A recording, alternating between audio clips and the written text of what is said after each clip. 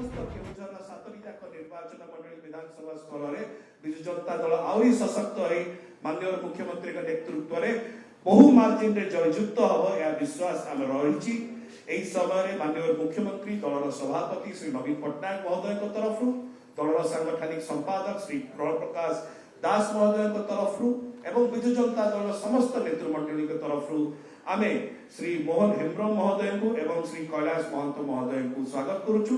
एही समय नेतृमंडली अछंती दलर से दलीय उत्तरीय दे से स्वागत करेंगे।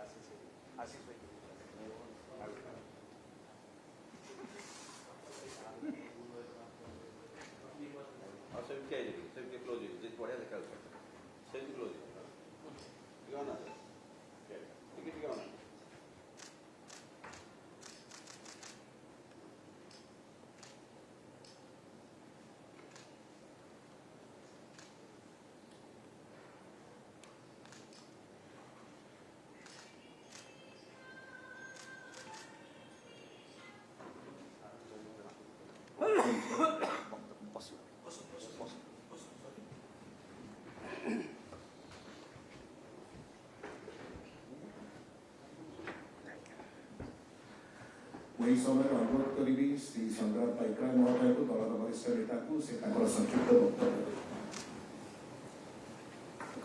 मोहन हेम्ब्रम गत 2019 रे केउझर लड़ीथिले पार्लियामेंट सांसद भाव में लड़ीथिले एवं चलित थर मध्य कांग्रेस टिकेट देइथिला से ऑर्गेनाइज करथिले तो टिकेट से आम दल में योगदान करचंती। कैलाश महंत मध्य हरिचंदनपुर जड़े वरिष्ठ नेता से आज आम दल में योगदान देइचंती। माननीय मुख्यमंत्री विकास प्रक्रिया सामिल होइचंती एवं माननीय मुख्यमंत्री विकास रे आस्था विश्वास रखी आम सहित योगदान करचंती। मु ताको साधुवाद जनाउची स्वागत करची। दल रे आमे आशा करचो निश्चय तांकर योगदान आम विजु जनता दल को सेठी आहुरी संगठित करबो ए आशा रखुछु। समस्त को आउ थरे अभिनंदन जनाउची। अनुरोध करी श्री सुब्रत छटोई महोदय अछंती से वक्तव्य रखें। Don't have to address anyone, just. आज केन्दुझर जिला बीजेडी आहरी सशक्त होती आम सागे दुई जन वरिष्ठ लीडर योगदान करछंती। मु आशा करुछि आमे सेमानकर कर्मी और सेमानकर समस्त सहयोग रे विजु जनता दल को आहरी मजबूत करिबो एवं आगामी निर्वाचन रे आमे 6 विधानसभा एवं लोकसभा बहु मार्जिन रे आमे जितिबो। धन्यवाद। अनुरोध करी श्री आशीष चक्रवर्ती महोदय अछंती से वक्तव्य रखें। आज श्रीयुक्त मोहन हेम्ब्रम एवं कैलाश महंत में स्वागत करुँ। दुई जन योगदान केन्दुझर विजु जनता दल को अधिक सशक्त कर 2024 निर्वाचन में आमे आमर भोट व्यवधान को अधिक बढ़ाई पारिबु एवं 6 विधानसभा लोकसभा निश्चित भाव में विजयी हेबु। एमानक योगदान दल को अधिक वरिष्ठ करछि। धन्यवाद। मु अनुरोध करी जो मैंने मुख्य आकर्षण रही आज ये मिश्रण पर्व श्री मोहन हेम्ब्रम महोदय मोहन बाबू से वक्तव्य रखें। प्रथम मुझे धन्यवाद देवी आमर प्रिय मुख्यमंत्री नवीन पट्टनायक जी को आउ दलर उपदेष्टा पांड्यान सार को एवं आम सस्मित भाई गाला भाई प्रियव्रत भाई सुब्रत भाई आशीष भाई आउ दुर्गा भाई ऋषि भाई धन्यवाद ये देवी जे मो दल को मुझे फेरी दल में मुझे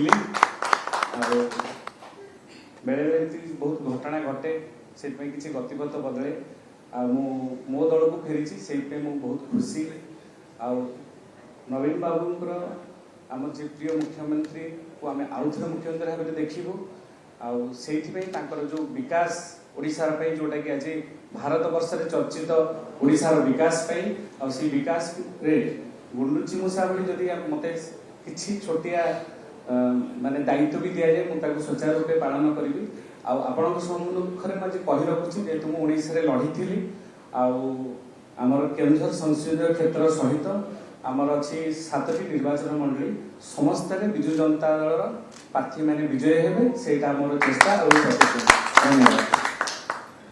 अनुरोध करछि श्री कैलाश महतो महोदय से संक्षिप्त वक्तव्य। मु प्रथमे विजु जनता दल मुख्यमंत्री नवीन बाबू को हृदय प्रणाम करुच्ची एवं राज्य जो कर्मकर्ता अच्छा केन्दुझर जो पर्यवेक्षक अच्छा एवं जो वरिष्ठ कर्मकर्तागण अच्छा मु सर्वप्रथम प्रणाम करुच्ची।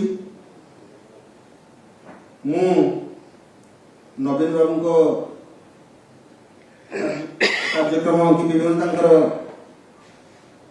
जो प्रकार ओडिशार प्रगति कर से प्रगति रे मु खुशी है आज बीजेडी दल रे शामिल होइछि एवं केन्दुझर जिले रे मु कोडमी सेना जिला सभापति अच्छी ब्लॉक सभापति हरचंदपुर ब्लॉक सभापति मध्य थिली केन्दुझर जिले रे कृषक सेल सभापति उपसभापति थिली एवं आगामी दल रे केमिति नवीन बाबू को हाथ मुठा ये को टाणी करू एवं बीजेडी 6 विधायक से केमिति जीतिकी आसवे सांसद राति केमिति जीतिकी आसवे हम संपूर्ण रूप प्रयास करू हम जीतिकी आसू एति मु वक्तव्य शेष करथि। अनुरोध करी दलर प्रवक्ता और मीडिया कोऑर्डिनेटर डॉक्टर प्रियव्रत माझी महोदय से धन्यवाद अर्पण करूँ। बहुत बहुत धन्यवाद। मंच में उपस्थित माननीय सांसद डॉक्टर सस्मित पात्र तेलकोई और केन्दुझर ऑब्जर्वर संग्राम पाखरे महोदय बड़ भाई सुब्रत चटवेल महोदय को ऑब्जर्वर केन्दुझर आशीष भाई सीनियर लीडर केन्दुझर बहुत बहुत स्वागत करी श्री मोहन हेम्ब्रम आ कैलाश महंत महोदय को आज विजु परिवार विजु जनता दल संघवन को स्वागत करी।